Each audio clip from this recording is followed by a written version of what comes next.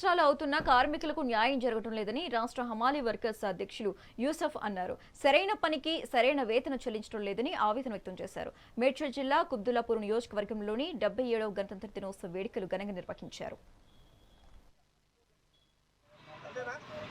ఏదైనా సమస్య ఉంటే నిర్మోహమాటంగా చేసుకోవచ్చు. ఇదే కాదు పర్సనల్ ఇష్యూ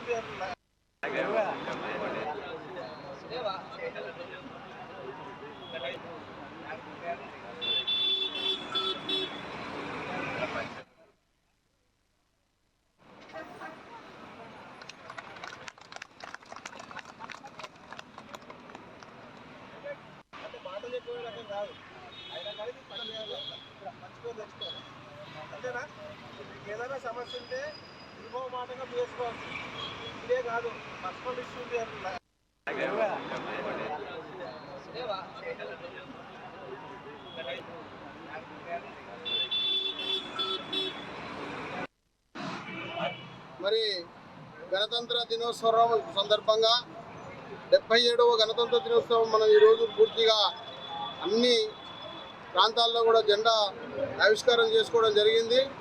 మరి రాబోయే రోజుల్లో మనకి ప్రభుత్వాలు కూడా కేంద్ర ప్రభుత్వం కూడా ఏ రకంగా ఉందన్నదంటే కార్మికుల కోసం, కర్షకుల కోసం, అసంఘటిత కార్మికులకు కానీ, మన మున్సిపల్ కార్మికులకు కానీ ఇలాంటి వాళ్ళకందరికి కూడా చట్టం ఒకటి తీసుకొస్తే బాగుంటుందని చెప్పి తెలియజేస్తూ మనకి అమాలీ కార్మికులు ఉన్నారు.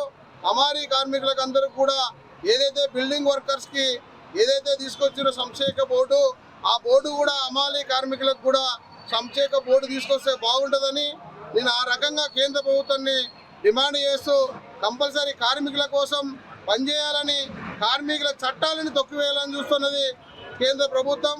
రేపు ఫిబ్రవరి జరిగే 12వ తారీఖు నాడు దేశవ్యాప్తంగా సార్వత్రిక సమ్మెను పూర్తిగా జయప్రదం చేయాలని చెప్పి తెలియజేస్తూ మరి అవకాశం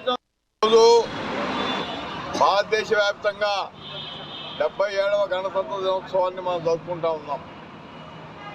అంటే గతంలో 1950 జనవరి 26వ తారీఖున డాక్టర్ అంబేద్కర్ గారి అధ్యక్షతన జరిగినటువంటి గణతంత్ర కమిటీ ఏదైతే ఉందో వాళ్ళు డిక్లేర్ చేసిన దాన్ని వాళ్ళ రోజు మనం ఆమోదింపజేసుకోవడం జరిగింది.